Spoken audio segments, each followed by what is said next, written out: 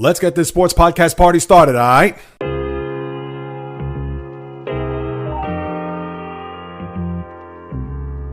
The JAYREELZ podcast. What is happening, my good people? Greetings. How are you? How's it going? How's everybody doing out there? What is the latest and greatest? I hope everybody's doing well, feeling fantastic, in excellent spirits. There's plenty of sizzle out there as summer is coming in like a lion, depending on where you live, of course. Here in the Northeast, it has been hot, 100-degree temps and all that. But with the heat, that will continue to rise, especially coming through your earbuds, headphones, and speakers, because I got a few things on my mind when it comes to what's happening in sports, as this is the JAYREELZ podcast with your host, JAYREELZ. For my first timers, welcome aboard. And for those who've been banging with me going back to the very beginning, somewhere in the middle, or even as early as this past Monday, I welcome you guys and gals back. And just when we thought we were done with the NBA, and with the Thunder winning on Sundays, we covered that on Monday's podcast, and them celebrating their title with the parade in downtown OKC just 2 days later, where I believe the Panther parade from winning their cup last Tuesday just concluded about 5 minutes ago. No, of course, I'm kidding. But there is so much to unpack here because the NBA certainly is not through with us, or certainly not done with us. And with the draft last night and with the part two tonight, and I want to start there because I got so much to unpack when it comes to the Celtics making big deals, as well as the injuries with the Achilles, and people now all of a sudden coming up with reasons why that these players are dropping like flies, especially people that are in other podcast space and former rappers, I might add, or maybe current rappers, I don't even know. But with the draft, can I start off with why did they go to 2 nights? This isn't a situation where it's the NFL where they want to capture the imagination on the first night there, the Thursdays, in late April, where round one is specifically targeted for the opening night of the draft. Then you have rounds 2 and 3 on Friday, and then 4 through 7 on Saturday. There's only 2 rounds. And it's not as if the NBA and the players that are coming out, there's a ton of depth or there's a lot of talent to go around to where you're thinking, oh, wow, round 2 is going to be just as intriguing as round 1, because we could see that in the NFL, as we saw just a couple of months ago, the whole Shedeur Sanders fiasco, how he was projected to go top 3, top 5, and fell all the way to the 5th round. So you had to wait till Saturday in order for him to be selected by the Cleveland Browns. And you're not going to get that in the NBA. I understand they're trying to cash in on getting that extra night, trying to get some buzz, some sizzle, whatever it may be. But let's face it, there is no way, shape, or form that they can compare to the NFL in that regard. And we understand when it comes to the pecking order of drafts, NFL, as we all know, reigns supreme. NBA would be second. The NHL, maybe with Major League Baseball, neck and neck as far as tied for third, because you don't really get a lot of that pomp and circumstance unless you get the generational player in the NHL, which you're not going to get this year, Islander fans, and we'll talk about that when we get to the hockey segment. But for the NBA trying to put themselves in the, maybe not stratosphere, but maybe a cut below that with a second round tonight, because let me tell you, maybe there's a couple of players that you could grasp at to say, oh yeah, this guy is going to be a second rounder. Oh, let's see where he gets selected. But it brings no juice. It brings no intrigue. And yes, there may be some trades that'll take place, but why are they doing the back-to-back nights for 2 rounds? I can see maybe they had rounds 2 and 3, but we all know the NBA is a 2-round circus. It's been like that for decades, and I believe this is the first year that they've dabbled with having the 2 separate nights.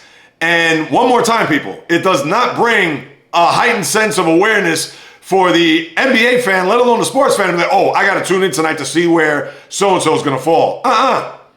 Maybe last year with Bronny James, and even then, we all know that that was a story that was ad nauseum from here to kingdom come. And you don't have that here in the second round. So why they did that, I understand, probably for money, ratings, etc. But you think I'm going to be glued to wherever, ESPN2 or wherever this is being broadcast, to find out where the Knicks, I believe they have, 1 pick in this upcoming second round, who they're going to draft there? No way. I could care less. So to me, why they went to 2 nights is beyond me, because again, you don't have that wide-ranging amount of talent where if somebody fell out of the first round, ooh, let me see where they're going to go here in the second and final round. You're not going to get that. So I don't understand why they went in that direction. So that's number one. Number two, with the draft itself, no surprise at the top. The Mavericks get their man. And boy, I tell you, maybe there was a deal in place, as I talked about at the time when the draft lottery took place, and thinking that it was either going to go to San Antonio because they already got Wembanyama and Stephon Castle, or it was going to go to Philadelphia, considering that with everything that happened with Trust the Process and Ben Simmons and Joel Embiid and falling apart here over the last couple of years, whether it was Simmons getting jettisoned to Brooklyn and James Harden coming in there before he goes to LA, and then Embiid, he can't stay healthy despite winning an MVP a couple of years ago. It's just been a mess there, and I thought maybe that they would get the number one pick, and wow, that would have been something to have Cooper Flagg to go along with the Tyrese Maxeys, the Paul George, and even Joel Embiid, if he can remain healthy. But as it was, it went to Dallas, and we could all now exhale. The Luka situation is gone. The Mavericks have even said this is a dream come true. And yes, you know that Nico Harrison at least has a couple more years at his job, because let's say if he would have gotten the 8th or 9th pick, or even worse, because remember, this was a team that made it into the play-in tournament, and I believe they were going to go, as far as 11th in the lottery, and here they are to get the number one pick to get Cooper Flagg, and all is forgotten there in the Dallas-Fort Worth area when it comes to Luka Doncic. So kudos to them. Happy for them. Now, as far as other storylines with last night, Ace Bailey, who gets drafted by Utah, and he even said that, wow, I didn't think it was going to end up there. Well, when you don't work out for any of the teams that were in the top 6, and you pretty much say the later for everybody, I'm not going to show up for any pre-draft workouts or combines or things of that nature. Maybe it wasn't the combine, but I know pre-draft workouts was nowhere to be found. And it was a situation where when Bailey got selected by Utah, I'm sure he was looking around saying, I didn't think I was going to go there. Well, what do you expect? The guy on the other side of the river, coming from Rutgers, where his other teammate was also drafted number 2 overall, and the one Dylan Harper. And for Bailey, with his size, and a lot of people are intrigued by him just coming out and being a guy that could maybe be the, other than Flagg, of course, the most impactful player of this draft. And now that he's going to be in Utah, where he'll be forgotten, even if you do have league pass, and unless he's going to set the rookie world on fire when he starts playing there in this upcoming season. But because of the intrigue, his size, the wingspan, etc., I understand playmaking ability may not be there, but as far as his shot selection and the way he can perform offensively, a lot of people think that he could be a big-time player here in the NBA. So that remains to be seen, but I know that that was a big theme going into the draft yesterday, and where he would be selected, and him going to Utah. Said all the right things. He goes, hey, I don't know anything about Utah, but I'm going to go, I'm going to work, I want to make my teammates better, etc. But I'm sure that was the last, or one of the last destinations you wanted to go to. So for Bailey, let's see how that works out for him. And then you had a scenario where the Phoenix Suns, they drafted the Duke center and also get Mark Williams. That was the guy that the Lakers had a trade consummated for him right before the deadline, as they needed size, but then that blew up in their faces because he failed the physical. And then for whatever the reason, they decided, all right, let's get Mark Williams to go along with our newly minted center there from Duke. And it made you think, like, wait a minute, now you're going to get 2 big men there? You're already bringing Jalen Green and Dylan Brooks. But what are we doing here as far as personnel goes? So the Suns, they seem to be lost in what they're trying to do as far as an organization goes, in light of the Kevin Durant trade to Houston, which I talked about on Monday's podcast. So just go check that out. Apple, Spotify, of course, here on YouTube at JAYREELZ. For those who are watching on YouTube, because if you're watching on Spotify, you can just go to your Spotify app to the previous episode and just play it from there. But when it comes to other news with the draft, whether it was not only Flagg being the big part, but then also think about what the Jazz did, as well as getting Walter Clayton Jr., of course, the Florida guard who made his bones in the tournament by winning a national title, making big shots, putting up big point efforts. And with Clayton also being in the mix at Utah, that could be a very intriguing duo for a young team that is trying to find their way under Coach Will Hardy. And when you think about what the Jazz, after Rudy Gobert and Donovan Mitchell, and I understand it's been years removed from that, but as they try to build an identity and also build a team to see whether or not that the Jazz could make an imprint that they could try to start building toward the future. And let's see if those two guys, between Bailey and Clayton, will play a big part in that. I mean, you would think as of right this very moment. So I think the Jazz, you'd have to, right off the bat, got off to a very good start here in this process and being able to draft these two guys. Now, Clayton, we know, is a small guy, 6'2", but we know he has that shot-making ability, ice water in his veins, and has that irrational confidence to where it doesn't matter. As long as he's on the court, he feels like he can score from anywhere, and that's what the Jazz need. They need to have an identity. They need to have not only just one, but two players that could certainly put themselves in a position to where maybe they could carry this organization to bigger and better heights than they've had here over the last half decade plus. So we'll see what's going to happen there. And then the other big story, just right on the other side of the bridge in Brooklyn, they had an unprecedented, think about this, 5 first-round picks. Now, they, of course, had their own, and then the trade with the Knicks and from other pieces and places that were transpired over the years, but they had 5 number 1 picks. Now, mind you, they weren't all lottery picks. I mean, they had their own pick at 8, but then they had in ranging from 19 and into the 20s, etc. But out of the 5 first-round picks, which they didn't trade out or didn't trade up, but 4 point guards, they went the way of the Minnesota Timberwolves. Now, mind you, they had 2 first-round picks, and they were back-to-back. Remember in the 2009 draft where they selected Johnny Flynn, the point guard out of Syracuse, and, of course, Ricky Rubio out of Spain.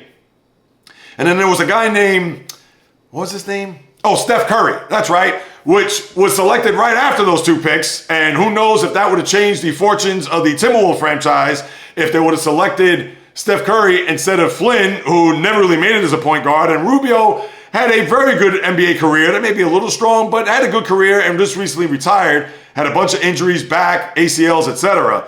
But for them to draft, all right, you want to draft 5 guards or 4 guards, that's fine. And the other draft pick that they had was a big man out of Michigan.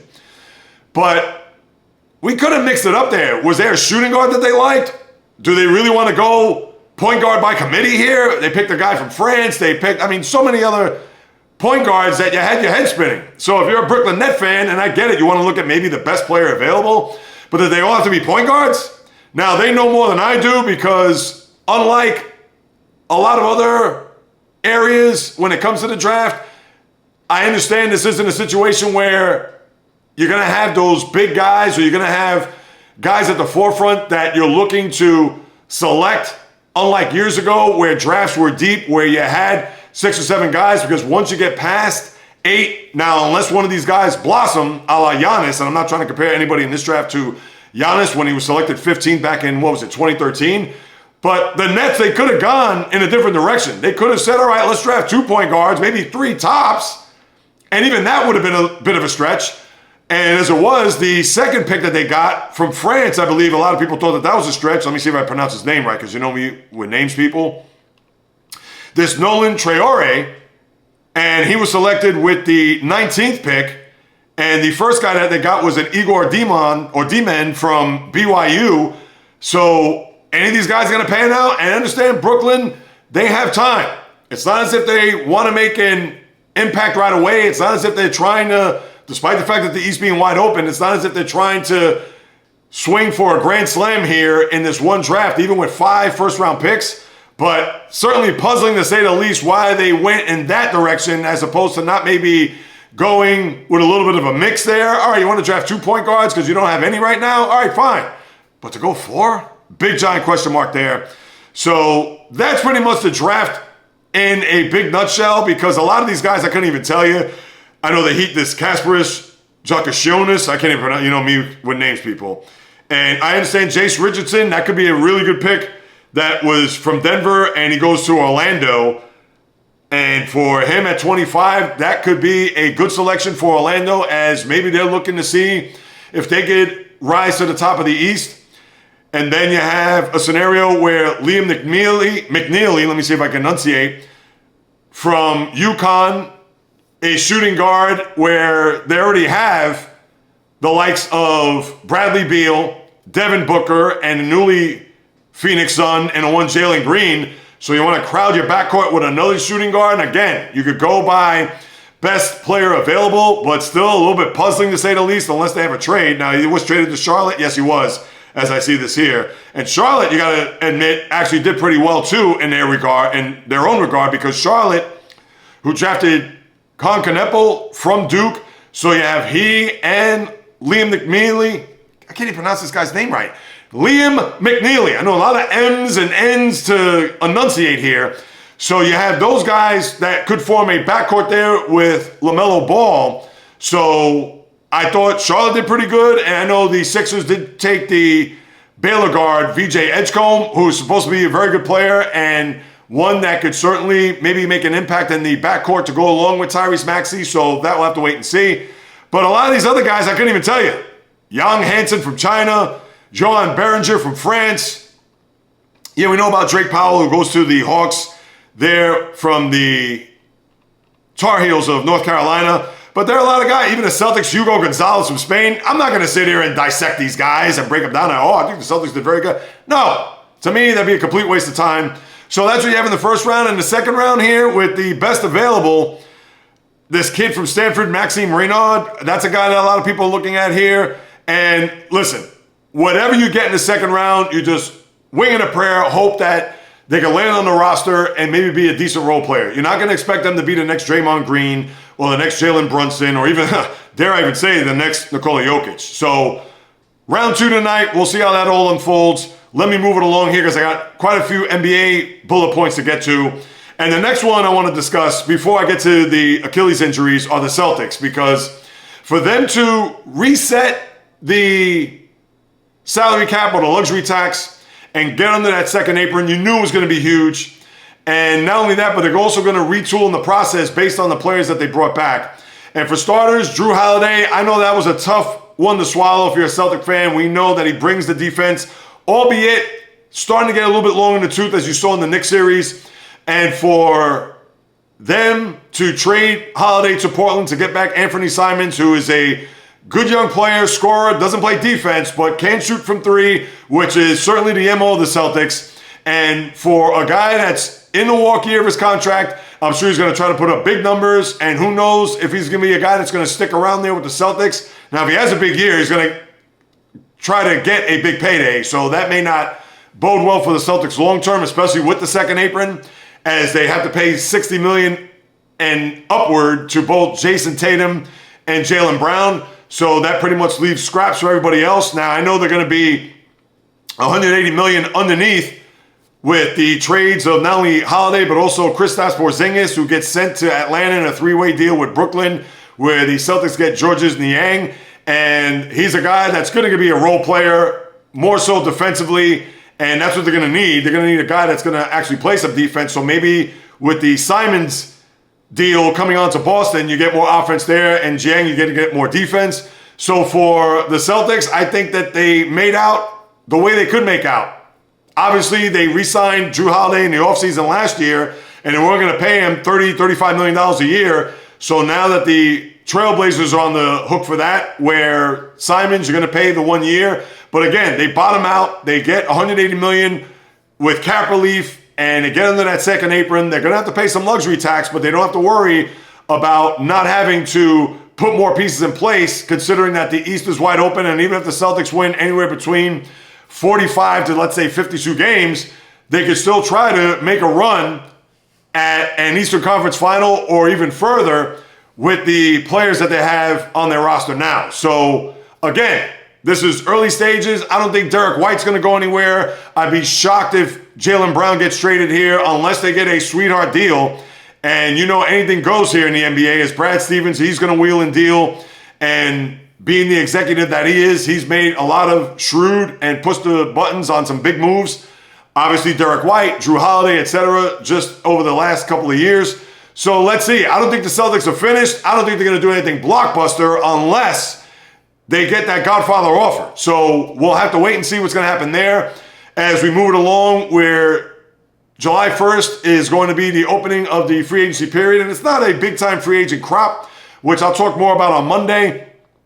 But that's what you have with those two deals, I think. And the Celtics had to do it. So, yes, I'd shed more of a tear for Holiday than Porzingis. We'll always remember game one of the finals there. him having his fingerprints all over his return after missing 3.5 series in the postseason last year, and then turned out a big-time Game 1, which propelled them to win that series.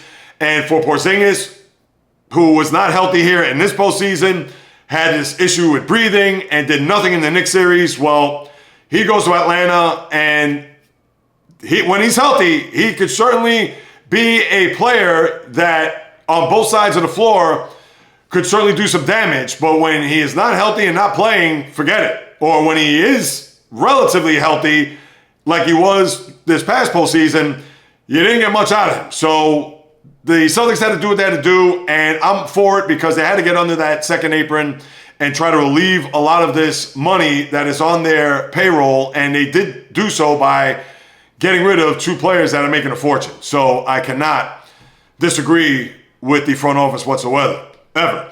So then you had a situation where the Pelicans, in a trade, they send CJ McCollum and Kelly Olynyk to Washington for Jordan Poole, Sadiq Bey, and I believe the 40th pick this year. Now, Jordan Poole's a guy, as we all know, from Golden State to Washington and now to New Orleans. Let's see how that's going to work out. McCollum, who is an expiring contract, as Washington wants to get way under the salary cap. I believe they'll be in upwards of $100 million.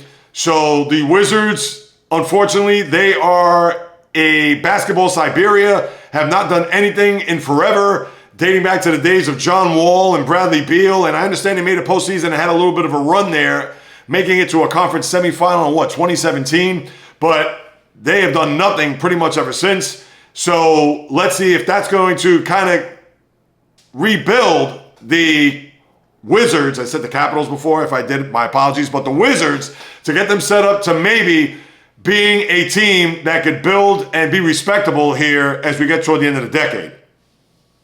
And then the Mavericks extended Daniel Gafford to a $60 million deal. I would assume that's probably 4 years, maybe 3 tops. I didn't get the amount of years, but the dollar amount is $60 million. So that's what you have with the NBA as we talk about transactions, the draft, etc. And now as far as the big topic that has been broached over the last few days, the Achilles injuries, as we've seen in this postseason, and we know the players are. And now you have people coming out saying that, oh, it's the low-cut sneakers that are causing the Achilles injuries and what we've seen here, not only just in this postseason, but over the past couple of years. And for a guy like Cameron, if you listen to hip-hop, and I've never been a fan of his, never liked his music, so does nothing for me, or his podcast for that matter. But he had come out to say that could players start wearing high tops? Because the reason why these injuries are occurring is because they're wearing the low-cut sneakers or the 3/4 high tops or 3/4 cut sneakers that are not covering the ankle, not protecting the Achilles. So that's why these players are blowing flat tires, are going to be out, in essence, for an entire year, maybe 18 months. Where Kevin Durant clapped back at Cameron to say that, no, that's not the case. You got it all wrong. Or even Matt Barnes to come out and say, I don't think that that's the issue. And listen, we don't know that the correlation between the low-cut sneakers and the Achilles injuries are the reason why that's the case. Now, that certainly is a good start, I'll admit, but we can't automatically say that, oh, it's because of this. To me, that's tantamount to the torpedo bats at the beginning of the year when the Yankees hit all those home runs against the Brewers in the opening weekend of the season. And everybody thought, oh, wow, look at the Yankees hitting all these home runs because they're using these torpedo bats. That's the reason why. And we haven't heard about torpedo bats since. So yes, it could be all the rage right this very moment with the low-cut sneaker out of the torpedo bat. But come on, let's get more of a body of work. And I understand the Achilles injuries from 1990 to I believe up until 2 years ago, there was only I forgot how many there were, but over the last 2 years, you've had 8. And I understand that's a lot. And hopefully this doesn't go by the way of the pitcher with the MCL or UCL injury, which is the dreaded Tommy John surgery. So not to compare throwing arms to Achilles, but hopefully this doesn't become an epidemic similar to what we've seen in baseball with the torn ligament in the elbow for Tommy John surgery, to where we're going to see all these players blow out their Achilles to the tune of, God forbid, not only more than a handful, but maybe even dozens of players. But I'm not going to go crazy with the low-cut sneaker being the main reason why. The NBA player knows more, and they'll have a better idea and a better feel if that's the case. But I need to see a little bit more body of work, and if more players are going to have these injuries, is it because of the sneaker? So we're going to have to wait till next year to see if that's the case, and not that we want to hope or, I don't want to say even wish, but let's say expect more Achilles injuries.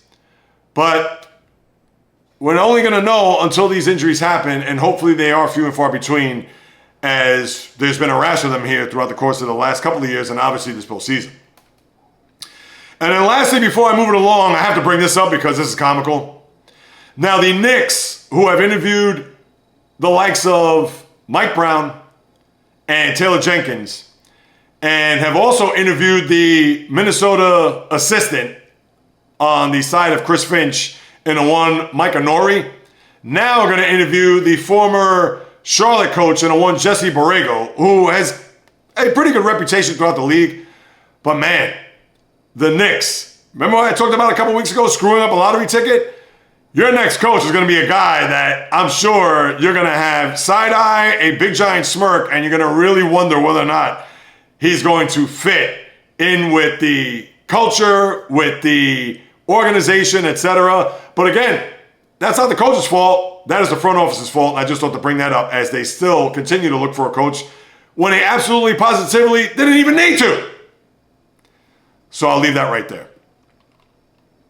All right, now I'm going to turn to baseball before I get to the hockey. And I understand that the NHL Draft is tomorrow, and my team is on the clock with the number 1 pick overall, that being the New York Islanders. But I want to get to the baseball because finally, as I take a sip here, the New York Mets, who prior to last night were 0-5 against the awful Atlanta Braves. But again, they're the Braves, and whenever they play the Mets, they always seem to do well. And I don't want to hear about the game after the regular season last year, exercising the demons in Atlanta and how they were able to win that game to propel them into the wild card, and we know what happened after that. Well, they finally got their first win, and they'll close out their series tonight before heading to Pittsburgh, and hopefully they could gain a split here, which would be respectable to say the least. But with the Mets and Juan Soto hitting the 2 home runs, Clay Holmes, typical 5 innings where the bullpen had to come in and clean up the rest of the mess. Not that it was a mess, but Holmes, who, I get it. What is he, 8-4 with an ERA just under 3? But he walks the ballpark, sliders all over the place, as you all know. That's his out pitch. And he's a guy that's only going to give you 5 innings. Mind you, a couple starts ago, he gave you 5 innings through 79 pitches, and he still got pulled. So it's a situation where hopefully the Mets can now right the ship, win a game here, go to Pittsburgh. Yes, it'd be nice to get a sweep. And with O'Neal Cruz, who had to be benched because of him not hustling, what else is new? But maybe they could start winning series here, get a split, and then go to Pittsburgh to win a series there in the Three Rivers City. But as of right this very moment, let's see. Tonight, maybe they could piggyback off of what happened here last night with Soto hitting the 2 home runs. And with the pitching matchup tonight favoring the Mets, let's hope and pray, Met fans, that they could get out of this funk where they lost 10 out of 11 after winning 6 in a row and sweeping Colorado and Washington prior to this malaise. So tonight on the mound, you're going to have Griffin Canning, who did pitch well enough. I mean, he had a jam there in the second inning, but was able to come across with a win and pitch 5 innings in Philadelphia. He's going to go up against Grant Holmes. I don't know if there's any relation to Clay Holmes, but and Grant Holmes had actually a very good start in his last outing. But come on, let's put this to rest, get a split here, and then go on to Pittsburgh and see what we can do there over the weekend. That's how I'm looking at this upcoming game and this series. But you have some intriguing races all of a sudden as I pivot from the Mets in the NL Central and the AL East. Because all of a sudden, what looked like to be a foregone conclusion that the Yankees were going to go running away, which I'm sure they still will do so once it's all said and done. And then the Cubs, who seem to have a very comfortable lead there at one point. But thankfully yesterday, after the Cardinals won the first 2 games of the series against the Cubs and actually cut their lead in the NL Central to I'm not going to say the slimmest of margins, but they cut it to 2.5 games. But now they were able to get an 8-0 shutout there last night to where it's 3.5, and then the Brewers are 3 in a loss and 2.5 back. So now it's been a little bit of I don't want to go as far as saying sweat fest in Chicago, but now they got to look over their shoulder because these two teams are going to be hot on their trail. And if the Cardinals win today, they'll gain 2 games in the standings. It must be the heat, people. I can't enunciate for whatever the reason. I don't have the air conditioner or the fan on because I don't want it to interfere with the microphone and having that white noise in the background. So maybe it's getting to my brain and more importantly to my tongue. So I'll try to do better for the remainder of this podcast. But the Cubs are certainly going to have teams nipping at their heels, at least going into July. We'll see what's going to happen beyond that. But for the Cubs that had a comfortable lead, well, they 4.5, 5 back now, 3 in a loss and 4 in a loss respectively to the Brewers and Cardinals, but 2.5 and 3.5 back. So just keep that in mind as we head into the weekend, and we'll look at the schedule in a moment. And then for the Yankees, who lost 2 out of 3, they did salvage the series yesterday in Cincinnati. But the Rays continue to play well as they're 10 games over 500 and just 1 game back in the loss and in the standings from the Yanks. And with the Blue Jays losing yesterday, they actually could have kept pace, but they're now 3.5 back and 3 in the loss. The Blue Jays, that is, from the top of the American League East. But now the Yankees, who have a day off today, so they've been fumbling and stumbling a little bit. I know they won 2 out of 3 against the Orioles, but remember, they lost 3 out of 4 to the Angels in the midst of a 7-game losing streak, and now they lose 2 out of 3 to the Reds, where they have a day off today and have the Athletics coming into town before we get set for a 4th of July weekend, or weekend, where the Yankees and Mets will play a week from this coming Friday, tomorrow. So you got that cooking. So with the AL East and the NL Central, a little bit of intrigue there. Other than that, we know about the AL Central. That is going to be a formality where the Tigers are going to win. The Astros now have a 5-game lead on the Mariners as they've fallen apart. Although the Angels have played well, give it up. The Angels just at 500. Not that we expect them to get any better than 500 and maybe be a part of the wild card, or dare I even say the AL West, but they just swept the Red Sox, who have really unraveled ever since the Devers trade, and now they've lost 5 in a row on this West Coast swing to where they lost 2 out of 3 in San Francisco. They also lost to the aforementioned Angels and in Seattle as well. So, yeah, it has just been a brutal stretch here for the Red Sox. And besides that, the NL West also now there seems to be some separation where the Dodgers have a 5-game and a loss and 5.5-game lead on both the Giants and Padres. So maybe all is well there in La La Land as the Dodgers may now coast to an NL West division title yet again. So that's what you have there with the standings. And the wild card I'll get to once we get into July as we're at the halfway point. Mets already had 81 games. The Yankees, I believe, are a smidge. They're at 80 right now, so they're a cup below. But a lot of these teams are at the halfway point or right at it. And once we get past the weekend, for sure, all these teams will be more than 81 games into their season. So, yes, we'll unpack the wild card when the time comes. I did say what? Maybe a week from this coming Monday? Yeah, why not? July 7th, we'll start unpacking what the wild card scenario is going to look like. But that's what you have there with the baseball as far as the standings and what's going on there. I'll get to the schedule in a moment, but there's another thing that I got to discuss, which is just, I can't even believe I'm going to even talk about this, but I have to, because what is wrong with fans? Really, what has gotten into you to think that you could buy a ticket to a sporting event, and in this case, Major League Baseball? And now we've seen a couple of incidents over the last 8 or 9 days where last week in Detroit, you had a fan, for whatever the reason, talk back at Dennis Santana, the reliever there in the Pirates, where he actually swiped at a fan twice, trying to go over the wall. And it hasn't been revealed as to what the fan said. And even Santana in his interview said, I'm not going to repeat what he said. Now, I'm sure it was personal. I mean, it had to be in order for Santana to be enraged. And he did get a 4-game suspension, which I believe he appealed. I don't know if it went through. I haven't gotten up on top of that, considering he is a reliever on the Pirates. Now, I don't want to diminish what he does. He is a Major League Baseball player, but it's not as if he's a big-time player where this is a top-of-the-line story, which is now going to segue into the reason why I'm bringing this up. Because why in the hell did a Chicago White Sox fan had the gall, the nerve to shout whatever he did in the direction of Ketel Marte, the shortstop of the Arizona Diamondbacks, to the point where he actually brought up his mom, who died in a car accident 8 years ago? I mean, this is what you're going to try to do to get some sort of psychological edge for your home team, to bring up his mom, who perished in a car accident many moons ago? Even if this happened last week, there is no way that you even need to bring that up. And as you saw, Marte was on the field in tears.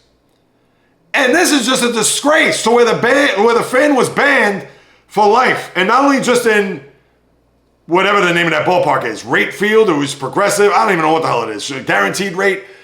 To me, it's Comiskey. It'll always be Comiskey, despite the fact that it's not Comiskey. But anyway, he is now banned for life because obviously Chicago going to have two teams. So if you want to go to Wrigley and maybe get under the skin of another player, and I believe that the Diamondbacks already have gone to play the Cubs in Chicago.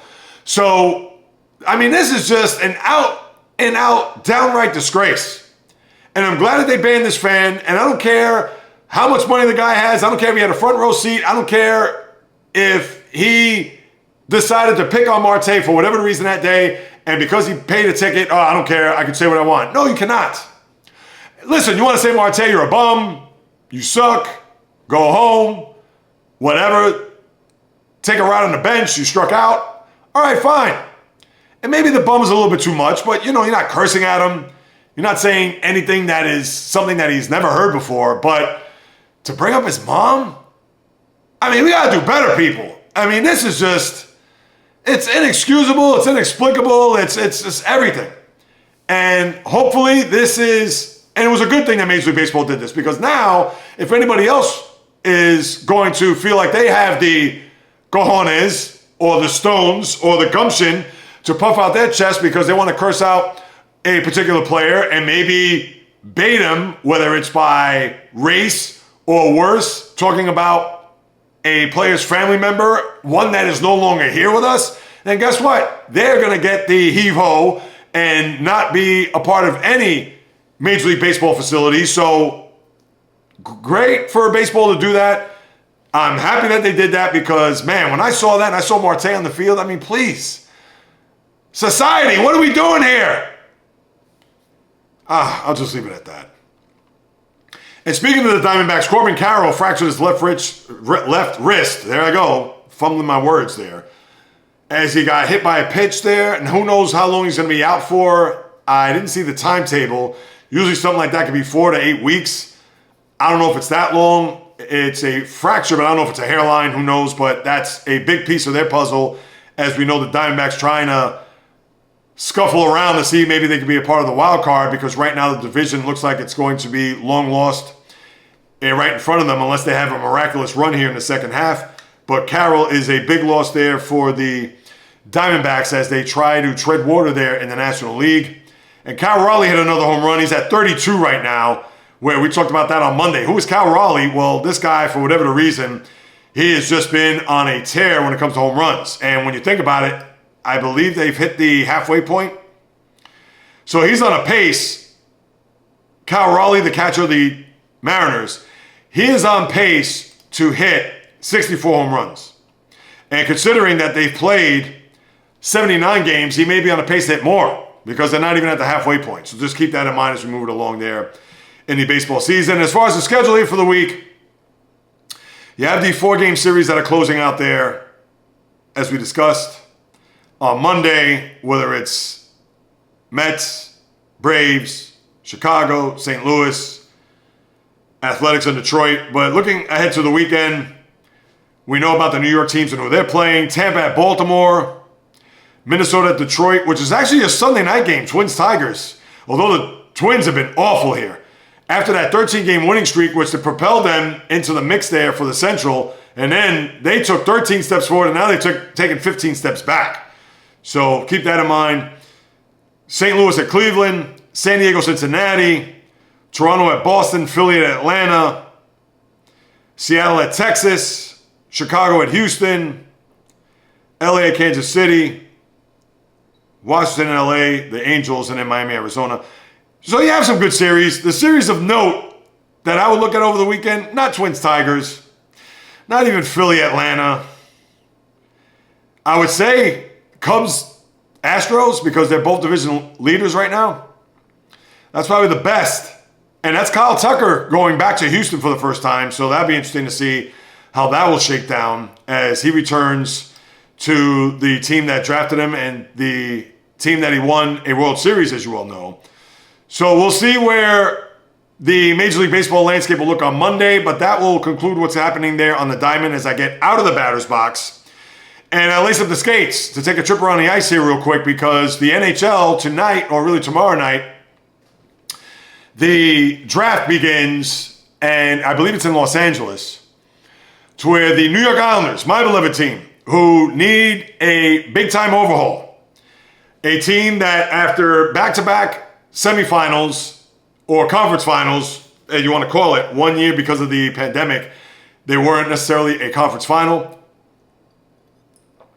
But for the organization that they need a shot in the arm in the worst way, where Lou Lamoriello, the guy who did bring some success with Barry Trotz and those back-to-back appearances in the conference semifinals, now with Lou Lamoriello obviously exiting stage left and bringing in the newly minted Matthew Darsh there from Tampa and their organization, and how the Islanders having the number one pick and no generational player to be found. I mean, think about this. 2 years ago, you had Connor Bedard get drafted by the Blackhawks. Last year, Macklin Celebrini, a guy who may not be generational, but certainly could be a very good number one overall and will probably have a top 10, maybe a type of player that could be one of the best in the sport when you get into the 2030s. And then next year, you're going to have the creme de la creme, maybe even bigger than Connor Bedard, and one Gavin McKenna. But this year, the Islanders, they're going to get probably a top-flight defenseman who is on all boards when you look at the mock drafts, Matthew Schneider from the Ontario Hockey League, a guy who's a two-way player, plays good defense, could also score, and has great playmaking ability. Could he be Dennis Potvin 2.0? We could only hope and pray for that, Islander fans. But then you also have a couple of other guys at the top of the list where you may even think these are guys that we could use. One is Michael Misa, the guy who a lot of people think could be a big-time scorer and was I believe in the final year in his junior year in the OHL, where he put up 62 goals in 65 games. And a lot of people think that he could be a very dynamic offensive player. But there have been some questions about him and whether or not he's going to have that translate into the pros. I mean, you would think, but not that there's some big-time doubts or question marks surrounding that, but there have been a couple. And then you have James Higgins, the kid that is from Hauppauge, Long Island, who had gone to Islander games, and you would think there's a fit there. The one drawback on Higgins, and he is from Boston College, 1 year there.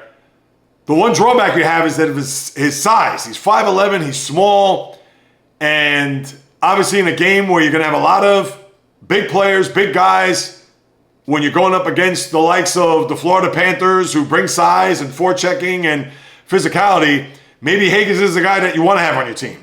Where Schneider, they need a point presence.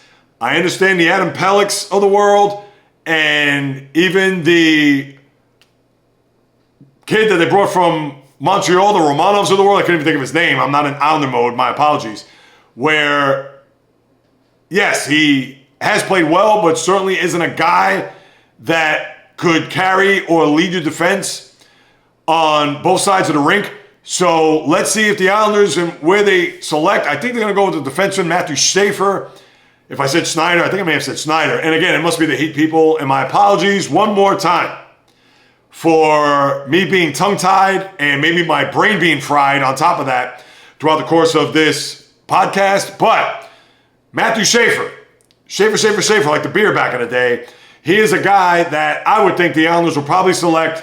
I don't know if they're going to go with the sentimentality of choosing the local kid there from Long Island, or maybe go even bigger. Not to say that Misa is a reach, because if he's selected to go number 2, it's not as if this guy's supposed to be drafted somewhere in the teens. So I think they should go the safe route with the pick. I've never seen him play, so I'm not going to say, yeah, if they don't draft Schneider or Schaefer, there I go, Schneider. If they don't draft Schaefer, that there needs to be an investigation. So this is coming from somebody who's never seen him play, and based on the reports and what I've been able to read here over the course of the last week, I believe that's the direction that they should go. So we'll see what happens tomorrow night. Looking forward to it. And there's another player on the draft board that could be selected somewhere in the maybe 5 through 8 range, and that's Roger McQueen.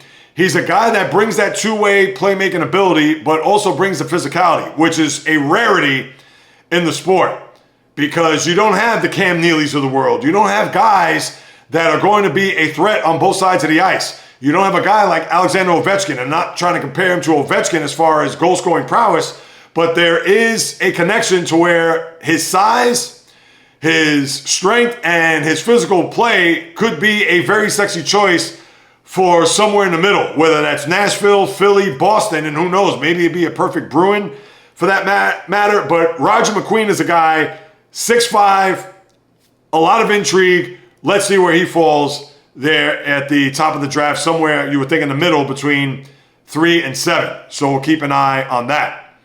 And then the Rangers have elected to send their first-round pick, which is 12th overall, to the Penguins. Now, that was a conditional pick because when the Rangers traded JT Miller to Vancouver, and in essence, they traded their number 1 pick in the process to the Canucks. Well, what the Canucks did is that they traded that pick to the Penguins for a player, and then the Penguins, because it was conditional, the Rangers could have either sent their pick this year or next year. So they said, the hell with it. We don't know where we're going to be next year, even with Mike Sullivan, the former Penguin coach, in tow. But they just thought, hey, let's just get rid of the pick now. Who knows what next year will bring? And therefore, the Rangers decide to send that pick packing to the Penguins, where the Penguins now are going to select, I believe, 12th and 13th, or maybe even 11th and 12th for that matter. So they're going to have back-to-back first-round picks in the draft tomorrow. So we'll see where they go there. And as far as other players, trades, things of that nature, Evander Kane gets shipped to Vancouver, speaking of the Canucks. Now, Kane did not have a good playoff, although he had some moments, but certainly didn't have a good cup final. He gets sent to Vancouver, which gives them cap relief. No, not for Connor McDavid, and I know it's going to be the story next week, but for Leon Draisaitl and Evan Bouchard, their contracts kick in next year, and to get rid of $5 million off the books this year to make sure that they can have some relief to bring those guys and those contracts on board, as the clock will start ticking then. And remember, they're going to back up the Brinks truck for Connor McDavid, as they could offer him an extension exclusively because he's going into the last year of his contract that we talked about there on Monday. So we'll see how that also unfolds there with the Oilers, as that will be a lot of the talk heading into next week, as July 1st is Tuesday. So you have that. And then as far as the CBA, which expires this September, well, really, September in 2026. So the clock will start ticking once you get to September 15th, because then they have a year to discuss it. But the two sides seem to be maybe not negotiating, but broaching certain things. And one of those things are expanding to an 84-game schedule. And the reason being is that you have a very unbalanced schedule in the divisions when it comes to rivalries, because you do have a scenario where, let's say, the Islanders and Rangers, instead of playing 4 times a year, they may only play 3 times. And when you add the 2 more games, it's going to add more balance to the division when it comes to scheduling.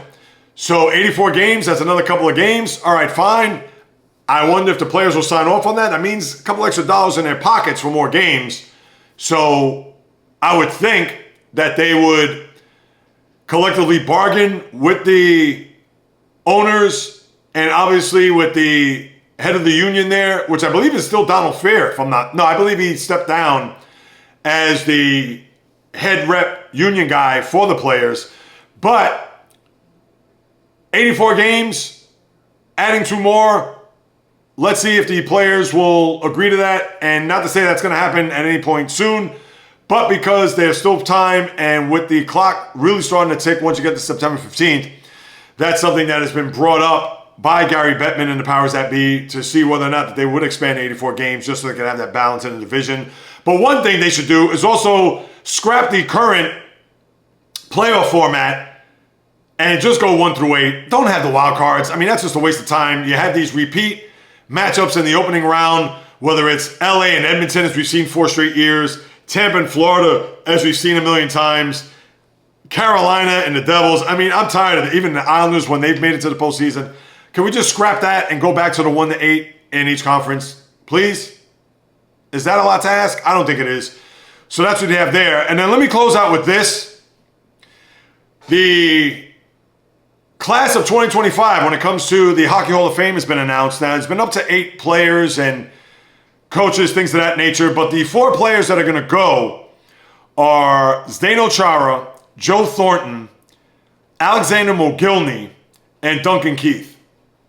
And I thought about this long and hard. And if you've listened to this podcast or listened to me over the years, you know I'm a small room guy. You got to be dominant. You got to be a guy that when you hear the name, oh yeah, Hall of Famer. And even though, and this isn't to knock any of these players, even though you play 22, 23 years in a league, and that's an accomplishment unlike any other, but in my eyes, it doesn't automatically make you a Hall of Famer. I'm sorry. So to Joe Thornton and to Zdeno Chara, stellar careers, remarkable careers. Joe Thornton was a number 1 overall in 97 with the Bruins. Played most of his games in San Jose, as you all know. But I'd rather have dominance. And although Thornton and Chara's won Norris Trophy winners and Duncan Keith's won 2, and I understand when it comes to defensemen, it's a thing where the defensive defensemen kind of get pushed aside in this day and age of scoring. And even though Rod Langway, I believe, won 3 Norris trophies dating back to the days of him being a Washington Capital, and he did win a cup in Montreal. But how I look at it is that I think Keith is more of a Hall of Famer than Thornton and Chara. And I'll bring up stats if you want me to go there, people. Because I'll start with Keith. Now, we know he's a defensive defenseman. He's won 2 Norris trophies. He's been top 10 6 times. Listen, can I kill it? No. I don't see him as a Hall of Fame defenseman, but you know what? I can understand why he's in there. So I'm not going to have an issue with that. Now, as far as Chara is concerned, I believe he only has 1. You want multiple. He's been part of the Norris discussion once. Top 10 7 times in Norris Trophy, not MVPs.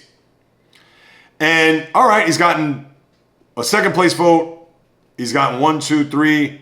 He's got 2 second place votes, 3. I mean, he's borderline in my regard too. But I understand why. He played a million years. But I understand just because you play a million years doesn't mean you're a Hall of Famer. And the best example of that, and I talked about this on my live stream yesterday, for those who don't know or are unaware, Wednesday, 12 noon Eastern time on YouTube, live stream, you can get at me. We talk about it in the chat room, etc. And Joe Thornton is a guy, again, 22 years. Did he win an MVP? I don't even think he won an MVP. Was in the discussion in the top 10. 1, 2, 3. Oh, no, he did win an MVP. My apologies. That one year back in 05-06. And he's been top 10 a few other times. You also like to see a lot of black type by the name. And I only see black type around his name. The year he won the MVP in assists and points. 2 other times in assists. He averaged less than a point a game. Played in over 1,700 games. Again, he's not a lock Hall of Famer. And to say that he's not a Hall of Famer is not an insult. And the example I was going to use, I've got to bring up baseball. Craig Biggio played 20 years. Had 8 times he was a Major League Baseball All-Star. You figure, could you give me more than at least half the time in the league? Can you give me 60% of your time in Major League Baseball where you're an All-Star? I can't even tell you how many times he may have been in the MVP voting top 10 off the top of my head, maybe 3 times. And that's a lot. And while we're at it, what the hell? Because I want to hammer my point home. And people, I think, who are listening to this are probably saying, who follow hockey, they're probably saying, JAYREELZ, you're off your rocker. You don't know what you're talking about. Yada, yada, yada. Oh, you can't compare baseball to hockey. Well, I can compare it in this regard. Here he was, people, and I was right. 20 years. He played from 1988 to 2007. He had over 3,000 hits, where we know that's the barometer to make it into the Hall of Fame. He was an MVP or top 10 MVP twice. In 97, where he was 4th, and in 98, he was 5th. He was top 10, as a matter of fact, he was 10th in 95. And that was them coming out of the strike year. So I was right. He made it in the top 10 3 times. 10th, 4th, and 5th. 3,000 hits. All right, fine. An all-star. I'm counting it right in front of me. 1, 2, 3, 4, 5, 6, 7. And I said 8. 7-time all-star in 20 years. So that's less than 40%. That's what, 35%? How is this man a Hall of Famer? And yes, I see a lot of black type by his name.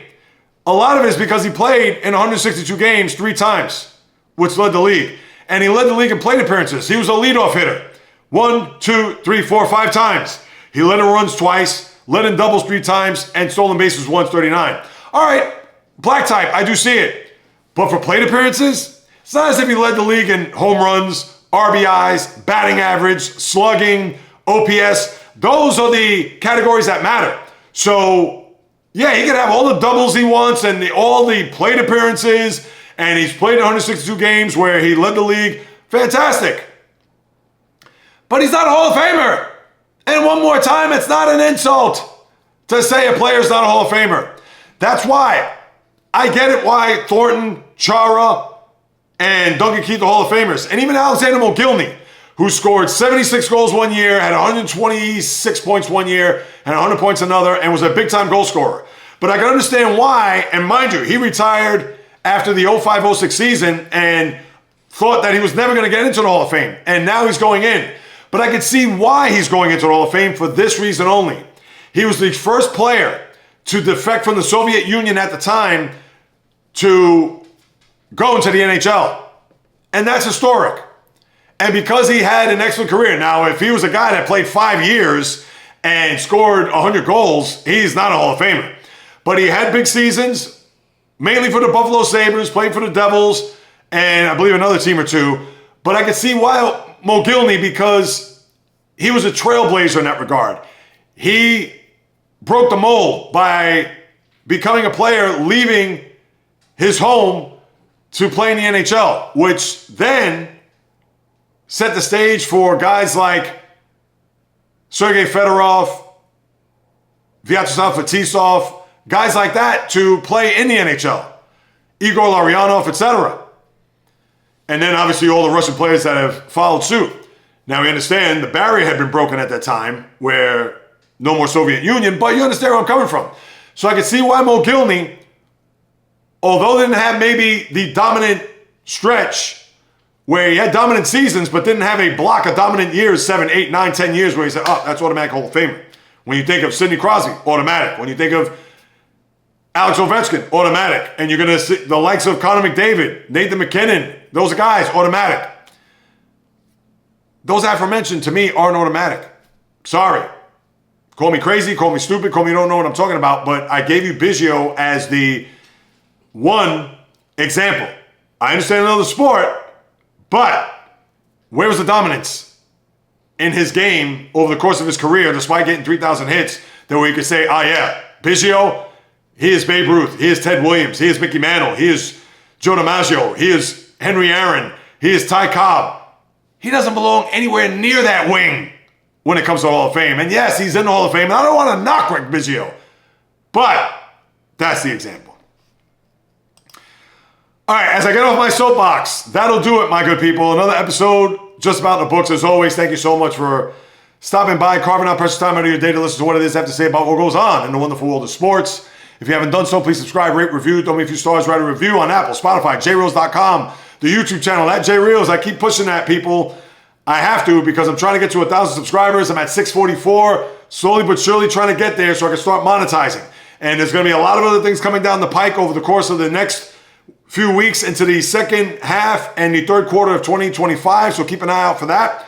The YouTube channel at JAYREELZ, of course, shorts, vlogs, lifestyle content, critique videos, podcasts, you name it. I got you covered. So please subscribe to the channel. And if you want to leave me a question, comment, or suggestion, you can do so at the following: Instagram, TikTok, Facebook, the JAYREELZ Podcast, or JAYREELZ on Instagram. Twitter, JAYREELZ1, just a number. The old-fashioned way, the JAYREELZ Podcast at gmail.com. I'll be more than happy to follow up with you guys and gals, because whether you do or do not know, this is what I love to do, people. It's in the blood. It's in the DNA, as I always like to say, in the blood. And thank you for dealing with my fried brain and tongue-tied ways throughout the course of this last hour. I hope you keep coming back, and this is a hiccup. Hopefully the energy and the passion that came into the microphone through your earbuds and speakers or through what you see there on screen was enough for you to say, hey, I'm going to come back. Or you know what? Yeah, let me subscribe. Or you know what? Let me leave him a review. You know what? He's trying. He's out here as an independent podcaster trying to blaze a path and a trail in this podcast universe. Because one more time, as long as I'm here, no matter if it's 100,000 degrees in here, sweating bullets, and just being in a tizzy, I will deliver nothing but passion, fire, energy, fury with my thoughts, opinions, critiques, praise, analysis, feelings on anything and everything that happens on the world of the diamond, ice, gridiron, hardwood, golf course, racetrack, tennis court, boxing ring, octagon, you name it. From my lips to your ears, from my heart to your soul, from where I am to wherever you are, the JAYREELZ Podcast always comes correct, direct, and in full effect. From the South Bronx to South Beach to South Central to South Pacific and all points beyond, peace, love, and God bless everybody. And until next time on the JAYREELZ Podcast, on the flip, baby.